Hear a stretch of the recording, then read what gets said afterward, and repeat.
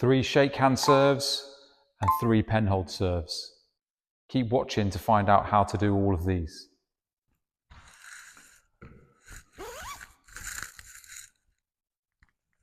My name is Craig Bryant and thank you for watching. Today we're going to look at 3 different serves, but the shakehand versions and the penhold versions.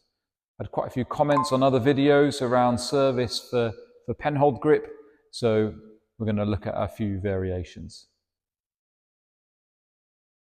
So first of all, we're going to look at the pendulum serve and how to execute that. So for the shakehand, my grip is going to be slightly different here. So from my playing grip, my finger is going to move onto the back of the rubber here. My thumb is going to move up onto the blade here as well. And then these other fingers here are just resting on the handle. Okay, and that can just allow for a slightly larger range of motion.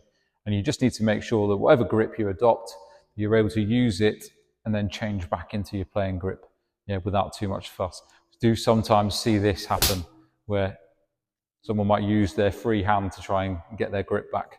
That just says to me that it's not a very useful service grip.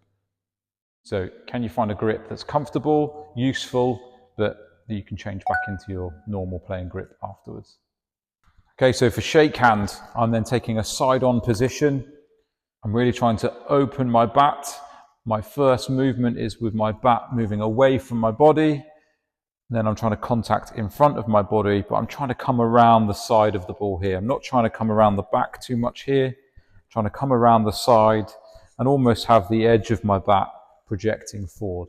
Okay, if I can get that with a nice light brushing contact, with a little snap of the wrist coming through, then I should be able to get that ball moving from left to right.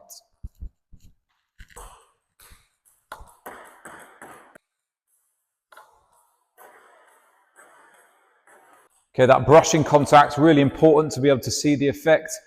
If we're hitting too thickly,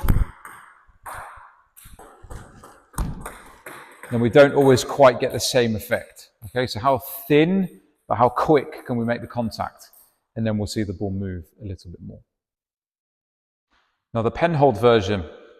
So I'm going to go with my finger and thumb around the top of the handle here, and then these other 3 fingers are resting on the back, on my backhand here.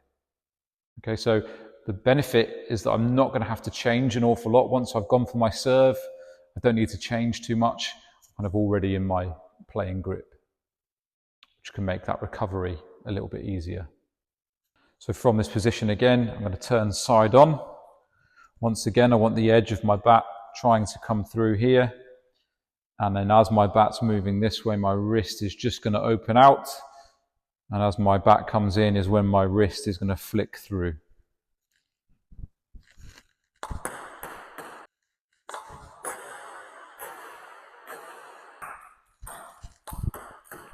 Same thing, if we're brushing really light contact, we're going to get a good effect. If we're making too much of a thick contact, then we won't get so much of an effect on the table.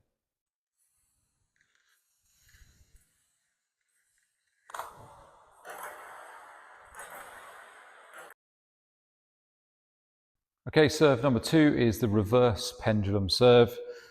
Once again, from my playing grip, my finger and thumb is going to move up onto the bat. So my finger's going to go up here, this side, rather than into the middle. I'm going to go a little bit more to the side.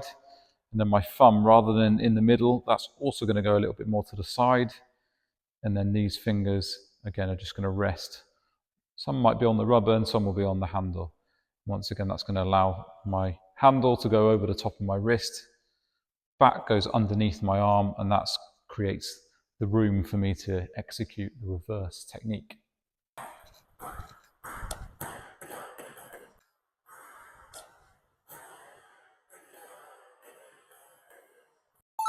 One little tip for this one is that it's almost like a backhand flick. Okay, so if you're struggling with that movement, you might try and visualize yourself doing a little bit of a banana flick, and that might help you execute that serve. Okay, so that's the technique for the reverse serve. Again, onto the penhold version. So finger and thumb around the top, fingers rested on the back. Really, really similar. So I'm trying to get this racket all the way around. The closer I can get this to my forearm, whilst trying to get the bat underneath my arm. That sets me up for this shape here. Okay, so when I'm into my service shape, you can see the handle is almost pointing back down to the table. That allows me the space to be able to execute the serve.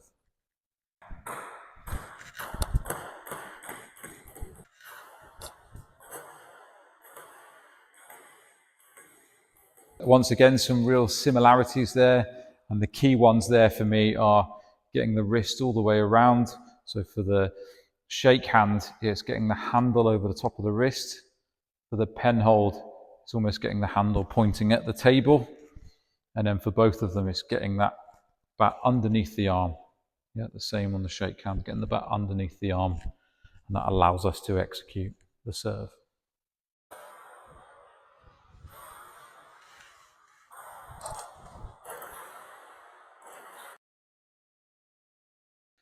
And finally, the hook serve. For my shake hand version, I am going to already be holding my bat in my kind of playing grip, which makes it much easier for my recovery.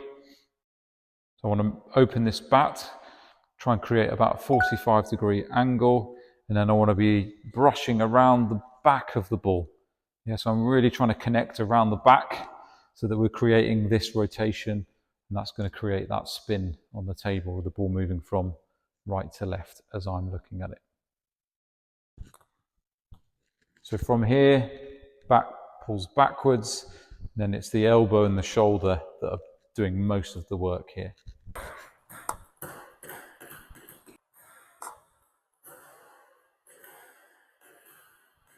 Quite a common error with this one is pushing a bit too much into the back of the ball.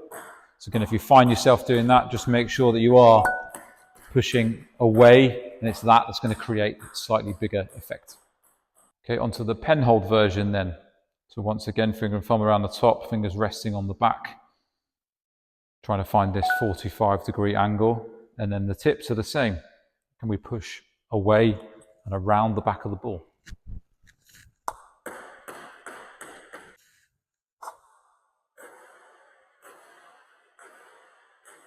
And the same thing, if we push too much through the back of the ball, we can create a bit too much energy and we don't quite get the same effect. So once again, can we make sure that we're brushing around the back of the ball?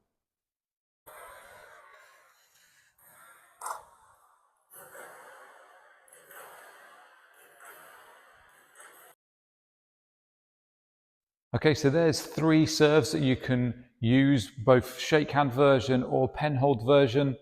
As you can see, some of the tips and the teaching points are very, very similar. So it's not always essential to seek out those videos that have specific tips. However, there will be some penhold serves that are specific to that grip, and maybe that's something I can explore in the future. But if you enjoyed this video and found it useful, please give it a like and make sure you're subscribing. And if you really loved it, I found out on the last video that people are super fans and they can show their support by giving tips and donations, which is unexpected but very much appreciated. So if you're able and willing to do that, that makes a huge difference. Thank you very much for that. And I'll continue to churn out some videos which you'll hopefully find enjoyable and useful. Make sure you're watching one of these 2 videos next, and I'll see you at the next video.